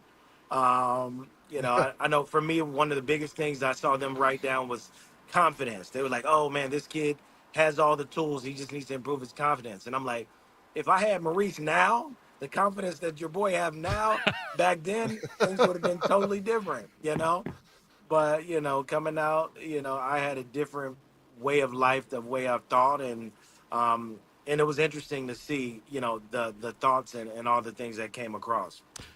Bobby, I'll die on the hill, okay? He was Mr. Football Maurice Hall. By the way, the movie, Worst Christmas Ever. Go to studio35.com, click on events. Yes. You can get red carpet access there. Maurice will be here. Maurice, who else will be here with you? Do you know? So Shanti Lowry. So Shanti Lowry was actually she was on a show called The Game, and she was one of the original Pussycat Dolls as well. That's huge. That's something I just found out. So Shanti will be here. A woman named Mo Ashley, who's actually from Toledo. She'll be here. She plays the daughter in the movie. And then my co-writer, co-producer, co-director, Tony Patterson, will also be here. So we're going to have a great team. And then we have one other woman who's actually lives in Columbus right now. Her name's Jane Mouter. She's a phenomenal actress. She was one of the big inspirations I had when I first started acting. And I took a class in Columbus. She was in that class. And I said, this woman is amazing. And if I can get as good as her, I got a chance. And so it was amazing to have an opportunity to put her in this movie, and, she'll be there as well. So, and Tony will be there. Tony's the one who it's kind of based somewhat on what he experienced, which I can't wait to see. And by the way, Maurice, Bobby, just so you know, Tony goes back and his ex-wife marries a person that's Maurice, and they say in the clip that he has no rhythm. And so we'll see if that happens. We'll find that out. We will find that out as well. But Maurice, thanks for the time, brother. Worst Christmas ever. Studio35.com. Go check it out. November 13th will be the red carpet event. 14th goes out everywhere else. Then Tubi on November 18th. Thanks for the time, Maurice. We appreciate it. Thank you. Appreciate you guys. Good to see you. That was Maurice Hall there. Thanks for him joining us the other day to do that interview. We appreciate that. Again, Studio35.com. Go check that out. The premiere, you can go to Studio35.com, click on events to get tickets to the red carpet event. The actors will be out there, I think, around 5:30. You can do some meet and greets, get some pictures taken. And then the movie's released in theaters November 14th. And Tubi, he'll be streaming November 18th. All right, folks, coming up next, Austin Ward's going to join us. We'll talk Buckeyes. That's next Morning Juice. Hey, what's up? It's T-Bone. If you've hit your medical deductible, now's the time to see Dr. Mark Levy. Get a custom oral appliance that stops snoring and helps you ditch that CPAP and pay less out of pocket. Call 1-800-MORE-SLEEP or visit sleepbettercolumbus.com before the year ends. You know what hope is? Hope is action. Carving a path forward, even when it's hard. And kids who still know how to dream. They're the best pathfinders of all. So at Child Fund, hope means helping millions of children living in poverty worldwide to grow up healthy, educated, skilled, and so all those good things can come true for them, safe.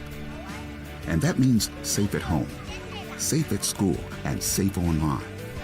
Hope means walking this path together, all of us. Because when we work together, we can do so much more. That's right. Hope includes you. Child Fund, because we need each other. To learn how Child Fund works with children in 23 countries to help them achieve their full potential, visit childfund.org. That's childfund.org. My son Ian was diagnosed with a brain tumor at the age of 16 months. The outlook was pretty rough. I mean, it was, we had no hope until St. Jude rescued us. I mean, they saved him. To this date, we are 12 years into this journey, and from day one, we've never once seen a bill. It gave us the peace of mind to know that we're there with our son, and we're gonna beat cancer together. Now, he is doing really, really well.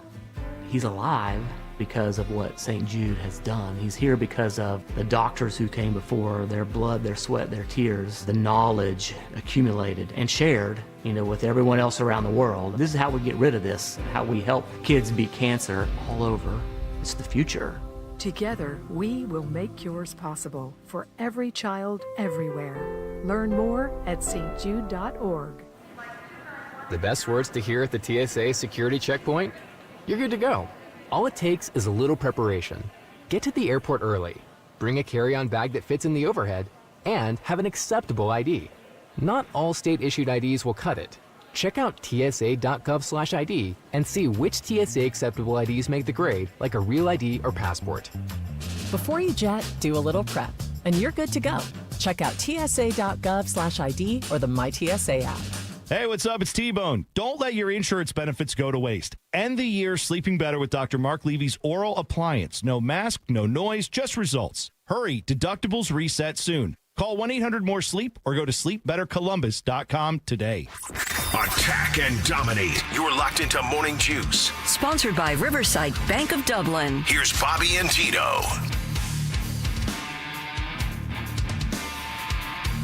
Do you need a bank that truly values local business in this town and the opportunity to work alongside them as partners, whether you're a small business or a large operation? Riverside Bank of Dublin, they've got the right tools for you. Riverside Bank of Dublin has the experience of working right here in Central Ohio. How about this? They understand the business climate here, and they're going to help you reach your goals, whether you need an SBA loan to get your business off the ground, a line of credit to keep your business running smoothly, or equipment financing to get your business up to scale. Riverside Bank will tailor a solution that fits your needs. Visit them at riverside.bank or stop in to get to know them in person at 6300 France Road, Riverside Bank of Dublin, member FDIC, equal housing lender. If you do need a loan, though, kind of, off the record kind of thing, this is the guy you want to hit up.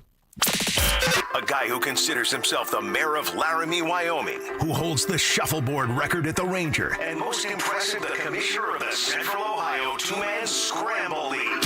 Here's Austin Ward. He is one half of the beat with Austin and Berm podcast here on the Fan. Wherever you catch all your podcasts, make sure you check that out. He is Austin Ward. Austin, I can tell by the look on your face how excited you are about a night game at the Horseshoe against UCLA this weekend. They're not for me, Tito. I don't love it. Now, the weather's actually looking pretty great for mid-November, and Ross Bjork had promised and vowed that he would do whatever it took to get Ohio State fans, who this is all for, ultimately, more night game opportunities, spend the full day down there on campus, see a game under the lights. I don't think this is what Ohio State fans had in mind, 31-point spreads. I think they were more specifically talking about Texas and Penn State, but there are always complications with the broadcast partners, and there was an opportunity there with the homecoming game against Minnesota where Ohio State actually wanted it at noon and it got moved out of that slot. So it's a constant give and take, and tends to be taken more from Ohio State than given. Well, I mean, would you have rather had a night game in Ross-Ade Stadium in West Lafayette? No. That'd be a hard pass on that. From my understanding, I think it was kind of one or the other. And so when you start looking at things, sometimes you got to be careful what you wish for. And so either a night game now or a night game before. I think most people would look at this and say, hey, let's take this night game, even though it's maybe suboptimal, but the weather should be pretty good. Is there anything that Ohio State should be worried about, if you will, with the Bruins coming to town? I think that I can channel Ryan Day for you, Bob, and just say that this is a game that is all about Ohio State. It's a nameless, faceless opponent. The Buckeyes should win this game comfortably. I think the best thing about UCLA, they're a little bit of a one-man band, but Nico Iamaleava is still a playmaker. He's still one of the more athletic quarterbacks in college football. Now, that's not been enough for them. He's not surrounded by the same level of talent that he was the last time he came in to the Horseshoe for a night game. In December of last year. We know how that turned out. I mean, he played his butt off in that game too, and I think that he left an impression on Ohio State that they fully respect what he can do as a passer, as a runner, as a tough dude. But then, the rest of that roster, he's still making plays last week, and they lose to Nebraska at home. So, they had a little bit of a bounce back after the early firing of Deshaun Foster, who his greatest contributions to this league were geography lessons. Mm-hmm. And I think we should tip our hat to that. But this Bruins team doesn't have a lot going for it after that. They did post that impressive win over Penn State early on, but that sort of faded from memory over time as well. So I think this is a game, again, you're in this really 3-week stretch for Ohio State preparing for the game at the end of the month. And, it's more about what they want to get accomplished, which I think first and foremost is continuing to be as healthy as possible for when you get to the last week of the regular season and everything that comes beyond that. There's still ongoing conversation about the right guard position and how that ties into the overall run game. But this is a little bit like what they had against Purdue last week, where they're very comfortable favorites, and you may be able to treat it a little bit more like a scrimmage than an actual real threat in the Big Ten. I don't think Ryan Day likes it when you use that term, Austin. I mean, maybe a time for development and improvement. He doesn't love it, and I'll have to, make some self-corrections as well, self-scouting. Maybe don't use that word to the coach of the number one team in the country who wants to make sure he has the attention of the players every week. But, we live and we learn. Austin, do you think that there is ever like a conversation that goes on between Ryan Day, and Heartline maybe about like, hey, it'd really be nice to get Tavion St. Clair into a game, like one of these next two games, because do you think it even comes up as like something like, I hope we get to that point we can put him in, or does it not get discussed, you think? No, I don't think that that's been a big topic of conversation. Really, Ryan Day, outside of the Lincoln Kienholz package that we saw again on Saturday against Purdue, I don't know that there's a ton of conversation even about designing and making sure that the backup quarterback gets into the game. And it's another one of these, complicated factors, or maybe not so complicated, with Ohio State cutting down its pace of play, with it limiting reps. It played more of them, got, I think, into the 70s against Purdue last week, partly because it just absolutely dominated time possession, and Purdue only ran 44 plays itself. I think 37 of them came before the final drive against the backup defense. So those numbers got a little bit higher and a little more out of whack than they have been in other games, and Lincoln Kienholz benefited by getting a little bit of work in that game. But to try and get down to that third level, Tavian St. Clair was aware going into this year, if there was a game that was an opportunity to get in, Ohio State would do that. They did against Grambling. He got a taste of that. I think it was meaningful and significant for him to see, even against an FCS opponent, what the speed of the game was going to be like, what the responsibilities are like to go out there and take the reins of the offense. But there was no guarantee beyond that. It wasn't, we're going to make sure we get you to all four of those opportunities or anything like that. It's a true development year for him, and that's also a reflection and a reminder that Lincoln Kienholz has not played a ton of football as the backup. So if they get into that situation again where they're dominating into the fourth quarter, Tito, against UCLA, I'd think that those reps would still largely and maybe almost exclusively go to Lincoln Kienholz. So what is your biggest concern right now with this team? I know we had a number of new starters, new characters come in on the offensive line. Is that kind of still the main issue for you? And what do you kind of make of all of that new blood infused here late in the season? Yeah, it's an interesting one, Bob, because I don't view it in the right guard specific discussion has been ongoing. And clearly it has reached a point of boiling over frustration for Ryan Day. Yesterday was as blunt as he's been about the plan moving forward, that they were going to clearly split the workload, whether that winds up being with Josh Padilla returning from injury to work in place of Tegra Shabola, whether that is Gabe Van Sickle made the most of his opportunities on Saturday at Purdue. Maybe he gets in there. Maybe that's Ethan Onyanwa carving out a role at long last for the high-profile transfer portal addition, who at one point we thought would be a starting left tackle for this team, and instead has become a swing guy who has not found regular work for Ohio State. I thought he looked pretty good on Saturday. I think the internal grade sheet and reviews for Ethan Onyanwa coming out of the game of Purdue were also encouraging. So there's 3-4 options that Ohio State will look at, and Tegra Shabola is still going to be one of them. I just think that the inconsistency has reached a point where Ohio State has to sort of make a decision about whether it is content with that to take Tegra Shabola all the way through this playoff run, or you use these next 2 weeks, the last real tune-up opportunities that are available to Ohio State, to make a change that maybe then you would carry that all the way through the postseason. And I don't know that a definitive decision is going to be made, not on the practice field today anyway, maybe not tomorrow, and maybe it will be more of an evaluation and rotation on Saturday night than we've seen even in some other games. Tegra Shabola has bounced back from these challenges to his job before. I think that's the maddening part for Tyler Bowen and Ryan Day, is that they had the 2 weeks to prepare for Penn State. Josh Padilla was on the rise. Josh Padilla winds up getting hurt in that Penn State game, but Tegra Shabola had taken that challenge head on, was working late after practice in the build up to that game.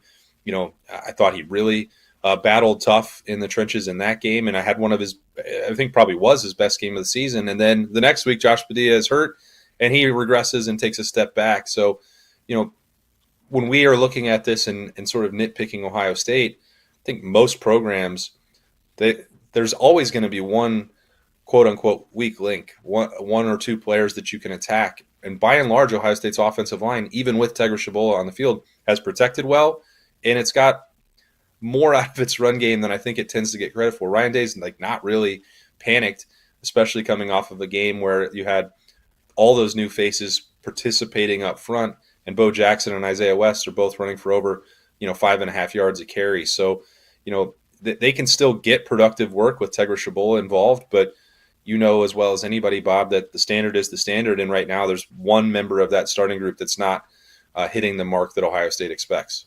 Austin Moore joins us here. He is one half of the Beat with Austin and Burb, an Ohio State daily podcast you can catch right here on the Fan on 10 TV Plus, anywhere you get your podcasts.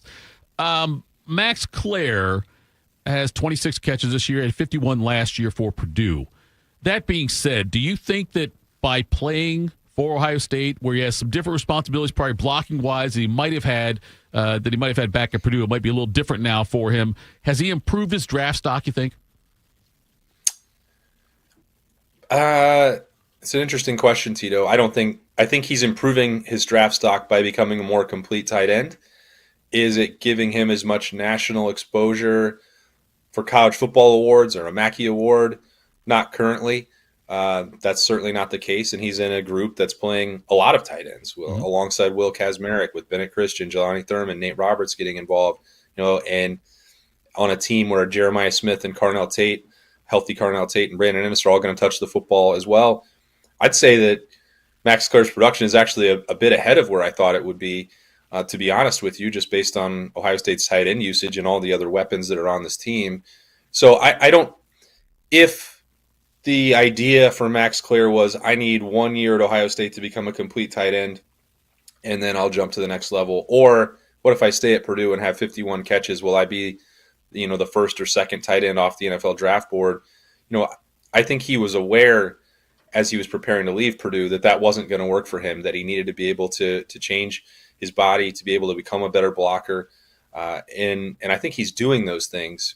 But is it in a spot where he could declare for the NFL draft after this season and be a first-round pick? I don't think that's the case. Would he be a second-round pick right now? Maybe, maybe not. But the benefit of playing in this era of college football is that you can make that improvement to your draft stock and not have to go to the NFL draft if you have eligibility left, and you can still cash a check the following year. And I think if I had to place a bet right now, it would be that Max Clare is aware of that situation and would be more than willing to take another year of development and another NIL 12 months of opportunities at Ohio State and keep building and keep growing, knowing that Julian Sayin and Jeremiah Smith are still going to be on this Ohio State roster. They're still going to be really competitive a year from now, and then see what that can do for you. But I'd say, I guess in the short term, it's maybe not as high as people thought it was going to be going into the year, the draft stock. In the long run, I think it's absolutely on the rise. Very, very interesting there. Defensively, we talked about earlier in the year that maybe the lack of depth on this defensive line, especially on the interior. Mm-hmm. As we have now played 9 games or 3 games remaining, how do you feel about that situation heading into, next 2, maybe not a challenge, but that final game in the month of November, always tough on the front? Yeah, it's going to be contingent on it getting Tywone Malone fully healthy and back out there, Bob, because the depth overall, and I think this also plays into Ohio State's pace of play to help protect that defense and to limit the reps on the other side of the football. Not a conversation that I think comes up as much as it probably should. I think they're all tied together. When you get past, let's say, a top 4, and 4 could be enough. But Caden McDonald, when Tywone Malone has been healthy, he's been, I think, really unlocking that potential that Larry Johnson had seen now 4 or 5 years ago in the initial recruitment, and then again when he left Ole Miss and through the transfer portal. Edric Houston playing better, and Will Smith continuing to get better and better as he gets more reps under his belt. You look at that and say, yeah, that should be enough to get through the playoff, but we just saw how fragile that can be once you get to this time of year and the wear and tear and the grind and all of that goes playing in the Big Ten and then getting in through a college football playoff, with Tywone Malone being held out of that game at the 3-tech spot last week, and how quickly things can get a little bit sideways. That forced a lot of different looks, a lot of different personnel groupings, and Ohio State was probably going to experiment. Matt Patricia was going to show different things in that game anyway. But there is a drop-off. You're hoping that you can still see another step forward for Jason Moore, which I thought, he may have taken that late in that game against Purdue. There's good signs all across the board. And what you're hoping is that you just don't have to ask Caden McDonald to play 75 snaps a game throughout the postseason. But if that does become the requirement and a necessity, Well, hopefully you've prepared him for that by not putting that many snaps on him in every game throughout the regular season. So we'll see what that looks like. I think Larry Johnson has done a very good job, Bob, of getting that next 2-3 guys ready to go in and play for Ohio State. But, they're also the backups or the third string for a reason. Once you get past that top unit, you're seeing some drop off in performance, and how you can mitigate that and handle that throughout the postseason is going to be critical in determining whether Ohio State defends that national championship or not. Austin, appreciate the time as always. Thanks so much, buddy. We'll talk again next week. All right, see you guys. That was Austin Ward there. The Beat with Austin Berm. He is one half of that. We're not going to say which beat half. it. The Beat with Austin and Berm. Coming up next, we'll tell you what's got us juice. Morning juice. Hey, it's Bobby Carpenter. Get ready for big savings this season at Germain Toyota. Drive home a rugged 2026 Toyota Tundra with 2.99% APR for up to 72 months, plus get $1,000 in customer cash. Or take the wheel of a 2026 Toyota Camry LE. Lease it for just $269 a month for 36 months with 10,000 miles a year and $32.99 due at signing. Whether it's power or performance you're after, Germain Toyota has the deal to get you there in style. Visit Germain Toyota at the corner of I-70 and Bryce Road or online at germaintoyota.net. Hey there, Jane Lynch here. You want to hear something funny? Too bad. You want to hear something uplifting that will inspire you? Good. Because today, I want to talk to you about Direct Relief, a humanitarian organization that does seriously good work when it counts. Fires, hurricanes, earthquakes. When disaster strikes, Direct Relief immediately shows up with medicines, medical supplies, and everything doctors and nurses need to save lives. Let's ship her out! Every day across the United States and around the world, they're making an enormous difference. If someone needs help, Direct Relief helps. No politics, no red tape. Hey, what you doing over there? Oh, I'm packing insulin for kids with diabetes. See, every box here is literally a lifeline for someone in critical need. So check them out at directrelief.org. You might just bring a smile to someone's face. People don't realize that glaucoma is one of the leading causes of blindness. Because there are often no early symptoms, nearly half of those with glaucoma may not even know they have it until vision loss has occurred. I was diagnosed with normal tension glaucoma in July of 2020. And what we found out at that point was I had already lost 40% of my sight. And you think it only affects people that are, 75 or older, retired, grandparents, and that's not the reality of it. I didn't think at all glaucoma was going to affect me because I didn't know of anyone that had glaucoma, no one in my family. When you have glaucoma, you can't get back that sight that you lost. And so early detection and treatment is vitally, vitally important. Don't miss life's most beautiful moments. Schedule an eye exam today. National Glaucoma Research, a Bright Focus Foundation program, offers free resources and tips for healthy vision. Learn how to protect your sight at stopglaucoma.org. Yo, I'm your old basketball. Haven't seen you out on the courts in a while. Why not pass me over to Goodwill? Donating me helps Goodwill's mission to provide career training and support services right here in the community. And that's a slam dunk. Donate today. Hey, I got next. To find your nearest Goodwill locations and to learn more about our mission, please visit goodwill.org. Goodwill, where your things start new lives. If you're looking for the inside scoop on the Buckeyes, you've come to the right place. This is Morning Juice. Morning Juice. Tito, Bobby, Bowie. Final segment of the program. Steve. I was going to say. Did you put him in? I haven't seen him post. He's in there. No timeout today. No timeout yet. Not yet. Not I don't yet. put him in timeout unless he blatantly just says something like rude or starts going on one of his rants. But he's enjoying the show today, apparently. He's a big fan of Austin Ward, it seems like, in particular. Well, Austin Ward is an Ohio State beat writer. Yeah. So that's why we have him on. That's why we have him on. Yeah. You guys Bill probably- Bender works for the Sporting News and is their national guy. Like Bill I just may don't be know from why you Ohio, guys but- ask Austin Buckeye questions. I feel like you could ask him some non-Ohio State questions. Hey, what do you think about Alabama's running back room, Austin? How are you feeling about their rotation down there with Ty Simpson in the backfield? Similarly, gosh, who did I ask that question to? It was a baseball guy we had on with Rothman a long time ago. And it was like a notable baseball guy. It was like a Jason Stark? It wasn't Stark. It was because I like Jason. I forget who it was. Someone who I didn't really like. Okay, it was Bob Nightingale, I think. Okay. I call him Florence now.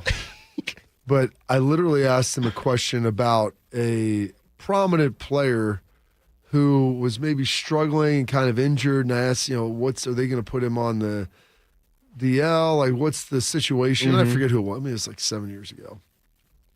And he goes, I'm not tracking that. And I'm like, all right. Fair enough. I don't really watch a lot of baseball, and I found it to be an interesting story. So apparently you must just know way more than me. If you wanted to branch out to, quote, the casual sports fan and get them interested in baseball, Well, I don't know if that's too bad. I don't know. Yeah. He was like, that's not important to me. I'm like, it was like a pretty good player on a pretty good team. And I'm like, so what are we worried about here? Who's what are the Royals doing with their number 5 pitcher? Like, really? It's terrible. Keith Jones has a suggestion in the suggestion box for the show, Bob. More Charlie Murphy? You guys need to get Lou Holtz on the show.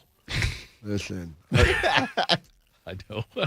Lou, I'm curious if he's going to be able to make the touch. He's speaking of the Touchdown Club of Orlando. Yeah. Him and Lee Corso. The odds have gone down. Yeah. They've shortened as the time has gone. But one of the ladies was in charge, who listens to the show every day, Kathy. She's the best. She's like, I'm hoping they both make it. I'm like, you and me both. Because like two dudes, one dude's 90 and the other dude's in his mid-80s. Yeah. It's like, and this was at the beginning of the year when they're talking about them making it. Now that we've made it to November, like Tress always said, Bodie, November is for contenders. I'd like to see Lou hang around until Friedman wins one. This one for Marcus. Well, I think it'd be for Lou, wouldn't it? It'd be for Lou. Lou's won his national title there. I feel like the thought of not having a living national champion head coach for the Irish that would be tough. Kind of a bummer. I mean, Ohio State went through that. Make me feel thrilled. I mean, Ohio State dealt from that from 87 to 90 to 15 years, Bodie. Nobody around that said they hoisted it. That's a tough one. Do you think let's just, maybe this would be a good poll question. Okay. For all shows, just our if show. Marcus wins one, and he had the chance to give respect and honor to a former Notre Dame coach who hadn't won one, between Lou Holtz and himself, I mean, who's he going with? Bob Davie? No. George O'Leary? O'Leary would be a good one. That'd be funny. Tyrone Willingham? Oof. Who else Kelly is in there? did hire him. Weiss? Charlie Weiss? Chucky? Or Brian Kelly? Speaking of Charlie Weiss, his son, doing some pretty good things at Ole Miss. I guess it'd have to be Kelly. I don't know. It's kind of the only option. Maybe Lou would be there. He was at the national championship in Atlanta this past January. Yeah, he would be there. Definitely is a strong word, Bob. You never know. Well, if he is, I'll tell you this, unless he living is and breathing. Yeah, unless he's just laying on his back, hooked up to a ventilator, Lou Holtz will Even then. They'll wheel him in. They'll wheel him into the sideline. Just like they did Jimmy Carter was it Jimmy Carter at Bob Dole's funeral? I think it was Jimmy Carter, Bob Dole's funeral. I mean, yes. they wheeled him in on that bed to pay honor. Lou Holtz, breathing? I mean, that's a testament to Lou Holtz. I love the guy. As long as there's breath in my lungs, we're going there to support the Irish. Well, Lou, it's actually being pushed in from a machine. Listen, it doesn't matter. Bring the machine, too. Maybe we'll have Bobby do it. We could do that also. Listen, I really like Lou Holtz. He's gone like crazy over the top with Notre Dame a little bit because I think he knows that they're close and his time might be close. So he wants. It's a little bit like. Do you think Jarrah will start getting even more desperate as the time goes on because he'll want to see one get done. But I get it because Lou's always been very deferential to Ohio State, and I think he does like Ohio State a lot. He coached here. He's from Ohio. But he wanted the job when Tress got it, though. I don't think he did. You don't think he did? No. I honestly don't think he did. When Coop got it, did he want it? No, I guess not when Coop got it. I think that because he retired from Notre Dame because he didn't want to break Ara Parseghian's record. Like, that's the type of guy he was. And Brian Kelly had no problem doing it. He didn't. And Listen. 6 months. Probably about 8 weeks later, he left and took the LSU job. All right, let's tell people what's got us juiced. What's got you juiced? Sponsored by Billiards Plus. Find your next grill and everything you need for the master griller. Billiards Plus on Dublin Center Drive in Dublin. Well, it's Wednesday, Bob. I think that means you go first. It does. Putting in some of my PTO again because I still had double digits left to get in before the end of the year, and I'd already put in quite a bit the other day. And I guess it's a great problem to have, and I'm trying to figure out if there's enough days to even get it all in between after like football season ends, meaning after the Big Ten championship, and how I'm going to try to work all that because I want to try to be in here and love working with you guys, but can't carry any days, can't take them with you. Nope, can't take them with you, Bob. And so I've got to. They don't give you any cash for them, so they're going to be utilized at some point. So that's exciting doing that. And then also our two, what my wife calls our exchange students that are hanging out at the house, Mac and Jonesy, the Hungarian and the Brit. They got a doubles win yesterday. My man Jonesy, he fell in the singles portion over at Ohio State, and I had a good conversation with Coach Ty Tucker over there, and it's great to see what they're building. And watched a little tennis in the midday before watching some practice at Ohio State, and they went outside yesterday, and I'm going to tell you, it was less than warm out there. A little chilly. Didn't have the beanie on. Probably wish I did. Didn't pack one with me and didn't get a chance to get to the equipment room before we went out. They went outside. So it was a little crisp, a little chilly, but we're on the rebound. It's getting warmer, which is exciting for everybody. Going to be a nice one this weekend, so excited about that. And a couple more days here. I'll be off tomorrow, but back on Friday. Bodie will be out, correct? Correct. Yep. I'll be back Monday. Big Mo Friday. We got big Jay-Z tomorrow, Big Mo Friday. There you go. A Big Mo Friday. But enjoy it, guys. Excited to be on here with you. I'm going to get a little, I don't know. I got a bunch of crap to do tomorrow anyway. So we'll figure that out and try to enjoy a little time off here and head over to the UCLA game on Saturday. So excited and juiced about that. And I put in for my Big Ten media credential there. So couple wins away from getting that solidified and getting over there to Indy. Bodie, what's Schleich got to say? We pulled through McDonald's, and I'm a big quarter pounder and cheese guy. Pickles and ketchup only. And I didn't like Big Macs because of the special sauce, and I didn't like all the lettuce and crap. I give him my order, and my dad was literally 2 Big Macs. And I'm like, I don't want a Big Mac. Shut your face. Guess what I freaking did? I ate 2 freaking Big Macs. And there is no moral to this story. There is no moral to this story. That's the best part of it. He told all that. He's like, there is no moral to this story. It's the best part of radio, just talking. I have to find my sentence somewhere along the way. I just say something. What's going to come out of my mouth? On Saturday night, as my dad and I were heading back from the game to our hotel, we stopped and got McDonald's. That was probably the first time I've had McDonald's in, honest to God, 5-10 years. I couldn't even tell you. It's sad. The quality has dipped a lot. If you haven't had it in a while. It's still pretty darn good. I don't know. Those fries still hit fries pretty well. are good, but I got my son a couple quarter pounders. My dad used to get this for me. I was like, man, this looks like just such a subpar product. Back in my day. But it was, I don't know. It hit the spot, I guess. Maybe I was just hungry. It was like 12:30 in the morning. What has me juiced? Or actually, I wanted to ask you this, Carp. So Ohio State just needs 2 wins in their last 3 games to get to Indy. Is that right? Or can the tiebreakers? Because Michigan only has 1 conference loss. Yeah, Michigan would end up getting it. The head-to-head is the first one. Is the first tiebreaker. But what if multiple teams? Hold up. Would they get it over Oregon? Like when you get the 3-way. Then they go with common record against common opponents. Yes. Condom opponents? Condom opponents. Did I say condom? So if you get it, I know in a 3-way it gets a little weird, and trying to figure out who the lucky Pierre is that emerges. What if they all just went, played on one field? Yeah, little like Hunger Games. Just play like a bunch of 15-minute quarters against each other. Just do that. Sounds awesome. But so we'll see if the Buckeyes can get the job done there. It's hard to believe they haven't played in the Big Ten championship game since 2020. Last time they got there, it was Northwestern. Well, it was actually 2019 because they didn't have one in 2020. I thought they. Are you sure? I think they played COVID. I don't think they had it. They played Wisconsin in 2019. Maybe you're right. Maybe that was right. the Trey Sermon ran for, I don't know, that 600 rushing yards against Northwestern, right? Yes, maybe you're correct on says. So, we'll see how the last month shakes out. Oregon still has to play Southern Cal. I think Southern Cal just has 1 loss in conference. Is that right? Southern Cal's losses are they have 2 losses, Notre Dame and Illinois. Yeah, so we'll see how it shakes out there and whatnot. That has me juiced. What else has me juiced today, guys? Wednesday. I've been suffering through a little bit of a back injury.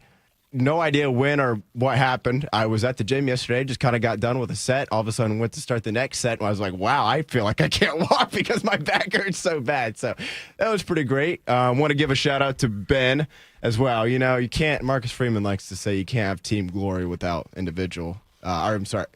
Jerry Jones says. Yeah, I don't know. Something about team glory and individual success comes after that. And so a little bit of a bumpy situation this morning when I couldn't. Normally I work in this studio, so if you guys are watching on YouTube and you see me here, this is where I am like pretty much the whole time, do all the pre and post show work. But I had to bounce over to the Browns studio and do some work this morning because the PC audio wasn't coming through the board. But I sent out an email right after the show got started. And Ben responded right away. He said, just do this. I was like, thank you, Ben. So God bless that guy. This show, frankly, wouldn't happen most days if it wasn't for Ben and Tyler. So fair. Very appreciative of those guys. And sort of like a Thursday for me, Tito. It is. After, because I'll be off on Friday. So that has me juiced as well. Let's get you juiced today, sir. Zoo Review says that's called aging regarding your back. Yeah, I guess so, man. Like, it just... Bodie, you're too young to have back issues. You're I know. too young to have Never too young to have back issues. I think so. I think if you And had, the that good should be your news poll is, question. I never knew anybody that used to have a bad back. So that's kind of a permanent thing there for you, Bodes. Bruise on the It'll back. always be hanging around. You think that it goes away, and then one day you'll go to like pick something up off the ground, and there it is again. This morning, I kid you, like I'm okay right now. It's not like constant pain. It's just when I go to kind of like move it. Putting on jeans and tying my shoes this morning was pretty. I got in the car. Granted, it was cold anyway, but I was like, let's go ahead and fire that seat warmer. Yeah, crank it out. Oh yeah, max volume there. So no, Bodie's too young to have that kind of stuff. But thanks to our guests today, Austin Ward, the Maurice Hall interview, we got to play it. Thank you to Bodie and thank you to Tyler, Ben and Tyler. Yeah, getting that going. Yes. I tell you guys, man, this show they are the offensive and defensive coordinator of this show. You know what? It only took us about 6 months to get everything figured out. But once we get it going, though, it works. Train's been humming. Yes. Make sure you tune in tomorrow, folks. It is a Brody Thursday. It is a Carpless Thursday. It is a Highness Thursday. Gosh, I can't wait for that. That's going to be a lot of fun. Hey, Albert, Tito, roll over. Albert Breer, Justin Zwick, Albert Breer. It's going to be a jam-packed show. Thanks to all the juicers tuning in on the chat. Even you, Steve Kerr. We'll talk to you tomorrow.